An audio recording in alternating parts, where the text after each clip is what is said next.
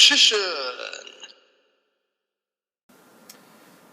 Hey YouTube, Dog Nutrition 84 here with a sort of unique top 5 video. This one is for the top 5 decks that shouldn't brick, but somehow they do. Like, these 5 decks are the most consistent decks in the game, or at least the 5 that I can think of, which shouldn't brick like ever, but somehow still do. Like, which honestly I just put down to bad luck more than anything. But yeah, let's get right into it. Starting with number 5, Rockets. You wouldn't think that they brick, but yet they do. Because they generally spam each other out by destroying each other, special summoning each other, coming out through the effects of Boot Sector Launch, or Quick Launch, or Rocket Tracer, hell, even Boral End Dragon if you get that far, and can just carry on with the Link plays and spam them out. But sometimes there could be an occasion where you don't open with any rockets at all somehow, or Quick Launch, and then it kind of gets hard to play unless you then draw into one.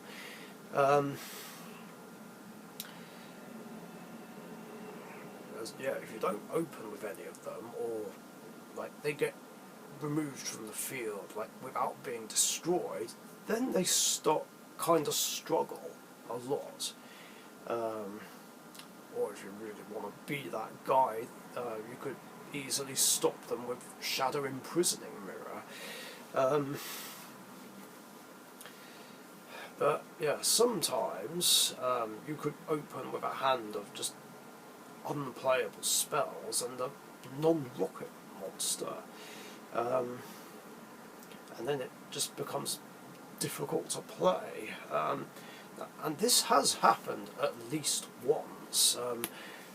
During that tournament, when I entered with rockets, I lost against Paleos because I bricked. Well, in game 1 I lost because I decked out, because fucking Mystic Mine stalled out the game too much, even though I did manage to get rid of it. And then in game 2 I bricked, time on the round was running out, and totally arseholes on the field, and it just would have negated anything I did. Like, even though I did have Gamma Seal, which could get rid of it, but against Toad it doesn't do anything, because Toad can just recycle itself and then get summoned again later on.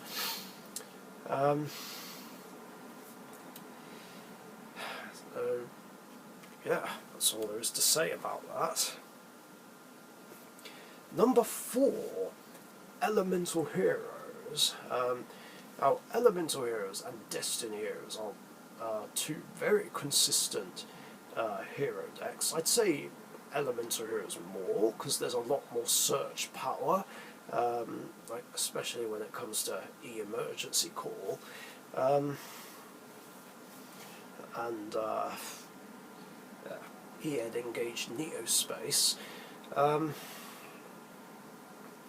So yeah, they don't have that much draw power. I mean, they've got Liquid Soldier, Bubble Man, Legacy of a Hero, but they have lots and lots of search power. Like, you've got Rota to search for any of the low-level warriors, you have E-Call to search for any elemental hero, you have Stratos, which searches for any hero, same with Shadow Mist, you have Sunrise to add Miracle Fusion, you have Spirit of Neos, which adds either a polymerization or a spell trap that mentions an elemental hero's name.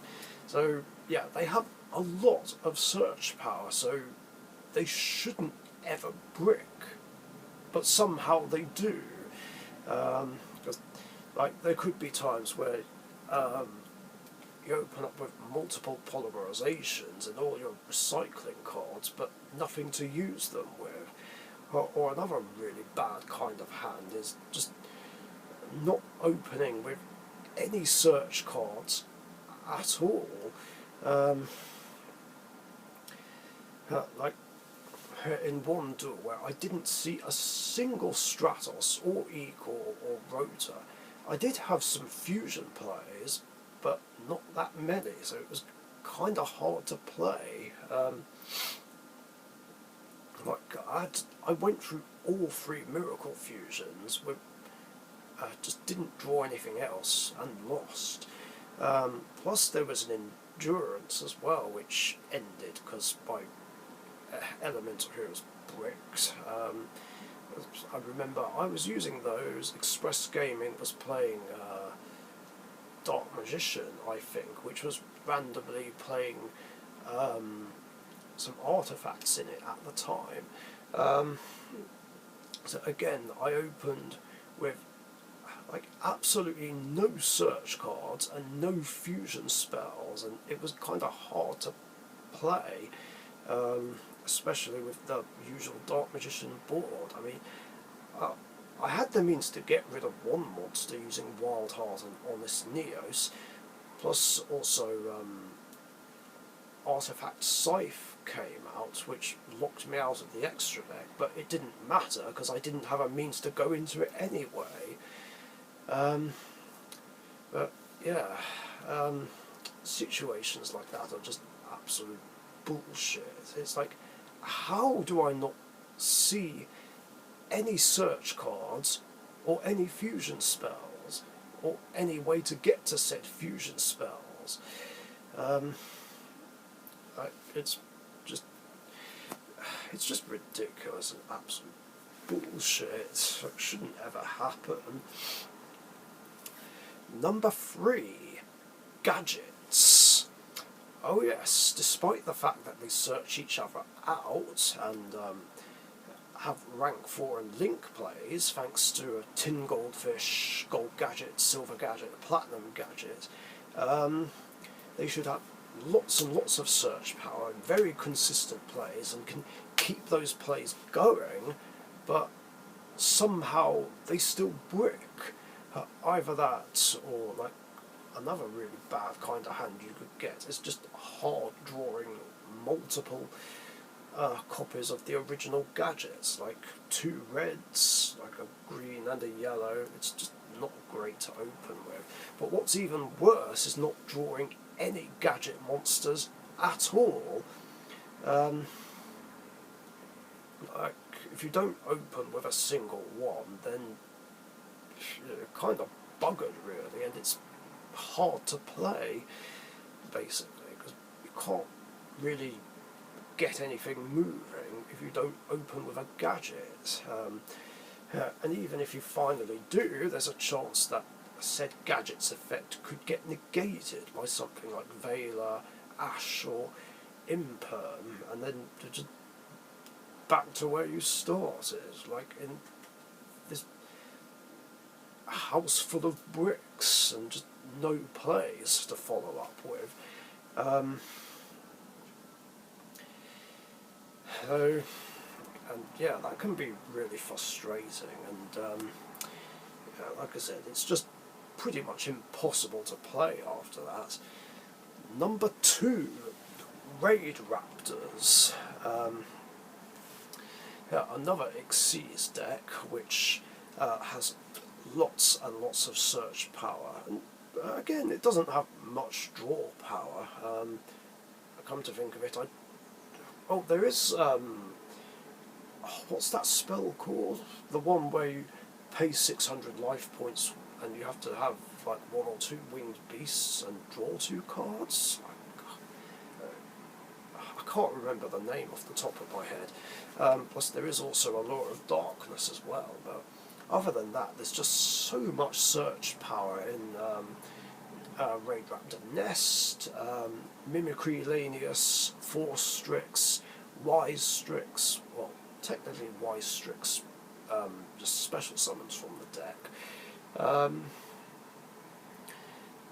So, like, it's really fast, really consistent, really hard hitting, so you wouldn't think it would brick, but it does, and that has happened to me like twice, and both of them were in endurance games.